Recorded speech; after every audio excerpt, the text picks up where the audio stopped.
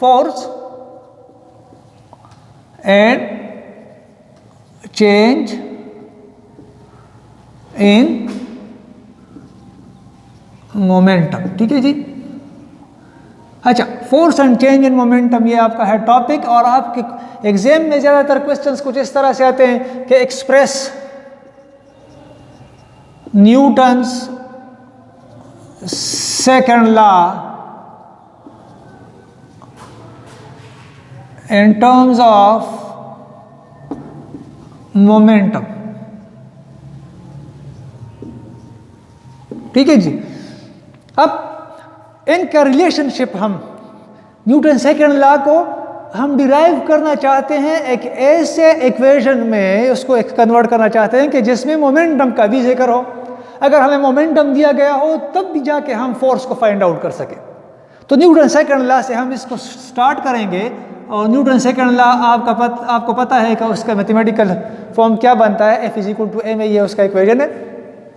अब आप मुझे ये पता है कि F is equal to ma, F is equal to m, और a की जगह इधर मैं लिखता हूँ क्या जी, मैं लिख सकता हूँ a is equal to delta v divide by delta t। Acceleration किस चीज़ के बराबर है, delta v divide by t या डेल्टा t, इस चीज़ के बराबर है।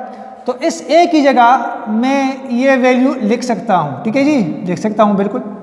इसको मैं रिप्लेस करता हूँ, ये जिस चीज़ के बराबर है वही इधर मैं रखता हूँ। a की जगह मैं a की वैल्यू लिखता हूँ। क्यों लिखता हूँ, लिख सकता हूँ। मैं किसी दुकान में गया, वहाँ पर एक मार्कर मैं ख़रीदना चाहता हूँ, मार्कर की प्राइस लिखी है 10 रुपया, मैं मार्कर को उठा के उधर 10 रुपया रख सकता हूँ। क्यों, मुझे कोई कुछ नहीं कहेगा, इसलिए कि उसकी प्राइस ही 10 रुपया थी। तो मार्कर 10 रुपये के बराबर, मार्कर उठा के 10 रुपया, 10 रुपया उठा के मार्कर। तो इस तरह a चूंकि इस चीज़ के बराबर है तो a को हटाकर मैं delta v by delta t लिख सकता हूँ। ठीक है जी। अच्छा जी, F is equal to further force किस चीज़ के बराबर है, m इंटू, अब ये आप देखें, अब ये आप देखें जी, डेल्टा आप समझते होंगे क्या है। अब अगेन मैं ब्रैकेट में रीजन लिखता हूं कि चेंज इन वेलोसिटी, वेलोसिटी में चेंज कब आता है, जब आप फाइनल वेलोसिटी से इनिशियल वेलोसिटी को सब्ट्रैक्ट करेंगे तो वो चेंज आएगा। लेट सपोज, इसको भी मैं आपको बच्चों की तरह समझा सकूं, मेरी हाइट क्या है, ये 4 साल पहले मेरी हाइट ये थी, और फिर मैं बढ़ते बढ़ते यहाँ पर आ गया। मेरी हाइट में चेंज कितनी आई, तो ये वाला नीचे ये जो मेरा हाइट है ये इनिशियल हाइट है, और अब ये जो हाइट है ये क्या है, मेरा फाइनल हाइट है। तो इस फाइनल हाइट से इनिशियल वाले हाइट को मैं सब्ट्रैक्ट करूंगा तो ये चेंज आएगा। ठीक है जी। तो चेंज को मालूम करने के लिए फाइनल से इनिशियल को हम सब्ट्रैक्ट करते हैं। तो फाइनल वेलोसिटी से हम क्या करेंगे, Vf से हम Vi को सब्ट्रैक्ट करेंगे तो डेल्टा V आ जाएगा। तो डेल्टा V की जगह मैं लिख सकता हूँ जी Vf माइनस Vi। ठीक है जी। और नीचे क्या है, डेल्टा T, डेल्टा T की जगह मैं वही डेल्टा T लिखता हूँ, डेल्टा T की जगह डेल्टा T लिखता हूँ। इधर मैं रीजन लिखता हूँ कि भाई डेल्टा V बराबर है Vf माइनस Vi के। आपने पिछली क्लासेस में पढ़ा होगा, इसकी तरफ मैं आऊँगा इंशाल्लाह, चैप्टर 2 की ज़्यादा भी आऊँगा, चैप्टर 1 को भी डिस्कस करेंगे। चैप्टर 3 एंड ऑनवर्ड जो है ना ये ज़्यादा इंपॉर्टेंट थे, और ज़्यादातर जो स्टूडेंट्स थे वो यही सजेस्ट कर रहे थे कि सर आप चैप्टर नंबर 3 से ऑनवर्ड जाएँ। और इसी तरह से 10th क्लास के स्टूडेंट्स भी इंसिस्ट कर रहे हैं कि उनको भी मैं क्लासेस शुरू करूँ, तो इंशाल्लाह उनके भी होंगे, वो भी वेट करें। ठीक है जी। अच्छा, F is equal to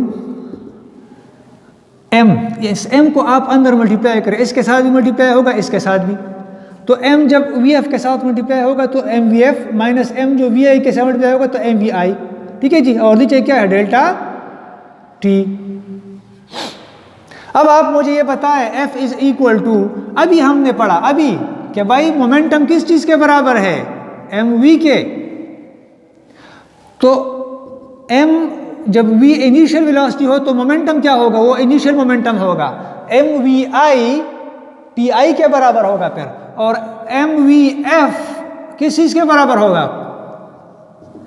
pf के बराबर, फाइनल मोमेंटम के। The momentum due to final velocity is final momentum. The momentum produced due to initial velocity is initial momentum.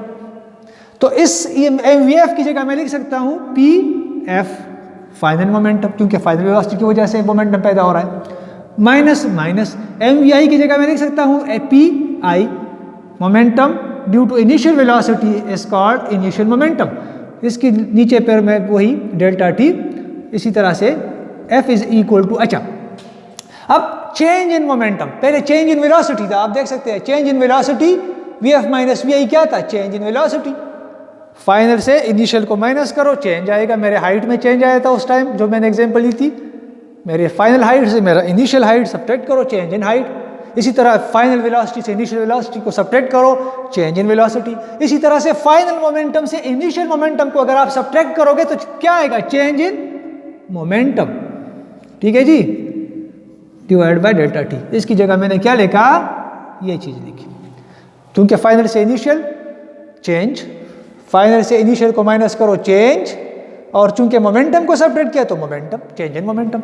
इस तरह से आपके पास जो फोर्स इधर बन रहा है, इधर मैं लिख रहा हूं F is equal to delta P divide by delta T.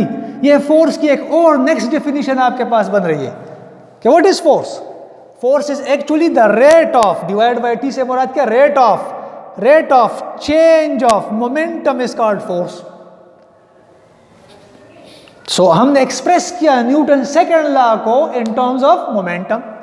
Second law से हमने एक ऐसे लॉ को डिराइव किया कि जिसमें से हमने मास को हटाकर, एक्सेलरेशन को हटाकर मोमेंटम को इंट्रोड्यूस किया।